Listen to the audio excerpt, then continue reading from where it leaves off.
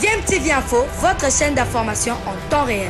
La politique, la santé, le sport, les faits de société, la musique, les rumeurs et bien plus encore. Vous découvrirez cela dans notre chaîne DMTV Info.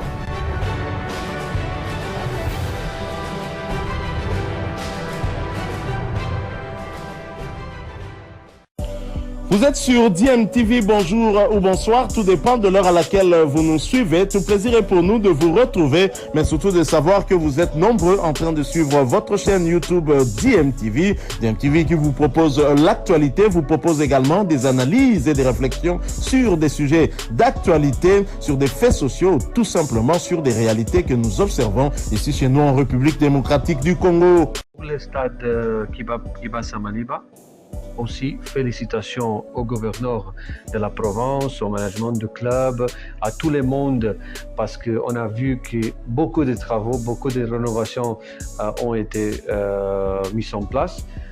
Même nous sommes maintenant dans cette salle de conférence.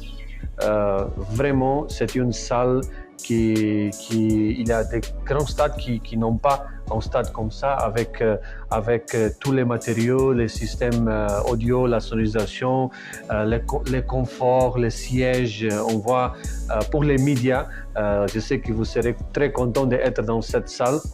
Bon, on a visité aussi le vestiaire qui était dans un bon état. Mais comme vous le savez, la CAF, maintenant, on a une nouvelle réglementation sur le stade qui on catégorise les différentes compétitions et les exigences du stade sont basées sur cette catégorisation. On a des catégorisations 1 à 4. Les exigences sont plus élevées. À la catégorie 3 et 4, c'est des compétitions comme la Ligue des Champions, la qualification aux Coupes du Monde, qualification à la CAN. Les stades sont insérés dans la catégorie 3 et 4. Bon, nous avons visité aujourd'hui les stades, nous avons visité tous les accès, toutes les zones parking. Il faut comprendre qu'aujourd'hui, c'est pas seulement les 90 minutes qui comptent dans un match international comme un match CAF et FIFA. Il y a beaucoup de facilités qui doivent être en place pour avoir un stade homologué approuvé par la CAF.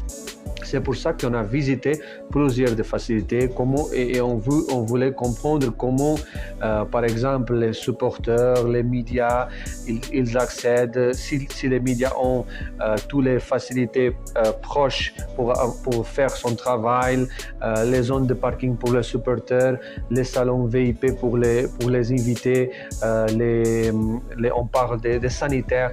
Donc tout ça sont des facilités qui aux yeux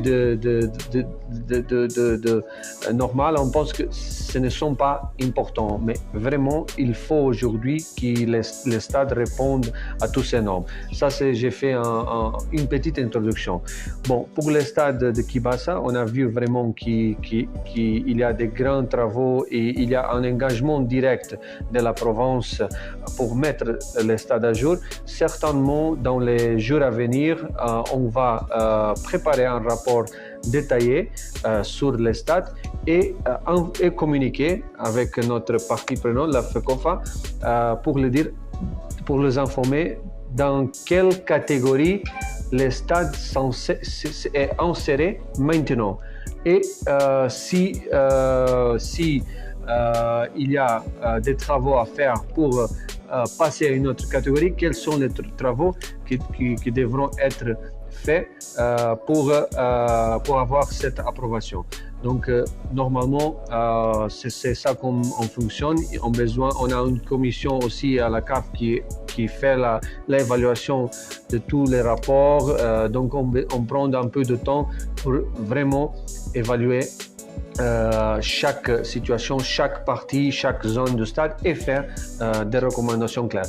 Mais en général, j'ai vraiment félicité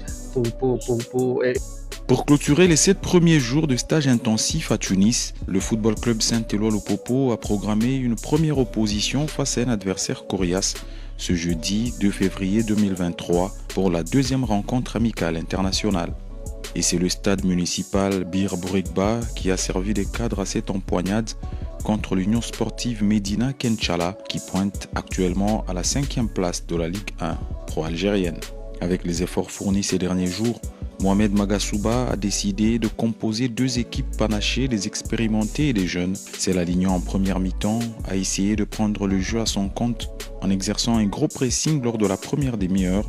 À la 30e minute, Héritier Kassongo, parti à la limite du hors-jeu, est parfaitement servi par Mike Harvey au CT.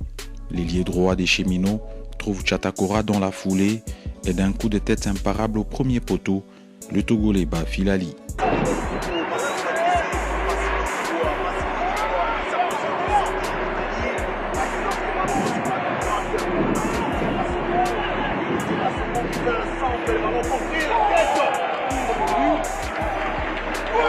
Un but qui réveille les Siskawa qui redoublent d'efforts et s'installent devant la surface jaune et bleue jusqu'à ce que Morou Youssouf s'est incliné sur cette frappe de Akima sur coup franc.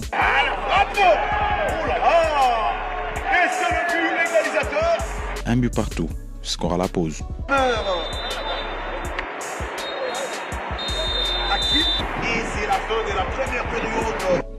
À la reprise, le technicien malien de Lupopo a tout changé ou presque. Et sous l'impulsion de Patou Kabango Moulota, Lupopo s'est montré menaçant. Les vagues jaunes et bleues s'y succèdent alors dans la surface de Filali. En République démocratique du Congo, bien sûr, et l'Union sportive Madinette Kenchala vient de l'Algérie. Allez, sur l'heure de jeu, Payano, pour Patou Kabango dans la surface de réparation, il a mal négocié cette passe. Patou Kabango Moulota et la récupération des amis algériens. Sur la droite, il y retrouve Patou Kabango Moulota qui fait un centre au niveau du point de pénalty. Il est calé. Ah non, il a mal contrôlé la réception de ses ballons. En réaction, les Algériens sont passés tout près du but du break suite au jaillissement de cet attaquant qui a repris le corner malicieusement. Et heureusement pour le Popo, Luzon Sefou a sauvé la balle sur la ligne de Mukawa, battu. L'équipe du boss Jacques Yaboula Katoué poursuit son stage sereinement et un nouveau match amical devrait bientôt être programmé. Encore lui. Et c'est la fin de la partie. 1 pour le football club Saint-Éloi Lupopo, 1 également pour l'équipe qui est Madinette Kenchala, ici au stade municipal Bir Bourguiba de Hammamet Sud. Nous sommes en Tunisie. C'était une partie très intéressante, surtout pour nous parce qu'on a quand même affronté une équipe qui est qualifiée pour la CAF et qui a un potentiel humain très intéressant. Sincèrement, c'était un très bon test pour nous parce qu'on va reprendre la compétition bientôt et espérons que Lupopo va se qualifier, Inch'Allah. C'est ça ce que je leur souhaite parce que quand même, il y a un coup à jouer, il y a des bons éléments, il y a un bon collectif.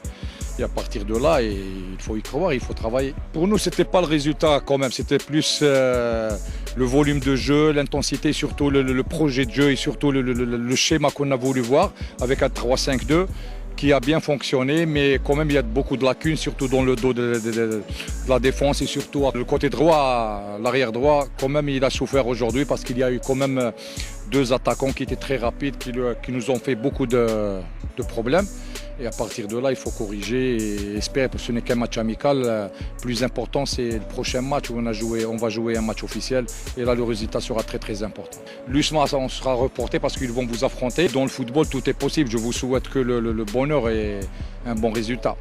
Ouais, salut, bien pour toi, Mbappé. Football algérien de Betara. Vraiment, il y a un match important pour Nabiso. Vraiment, et puis, on travail, Lumbashi, notre travail. J'ai d'ensemble vraiment l'équipe est en puissance. Pression est bien, mais biso ton message est en pression. Nous proposons l'équipe supporter rebelle. Le petit balle bon bien, vraiment quand tu as CPL, malgré tout match nul, les a préparation et quand tu as nagé vraiment il y a un match sur l'Algérie, tout pour vraiment à serrer pour les points moins importants.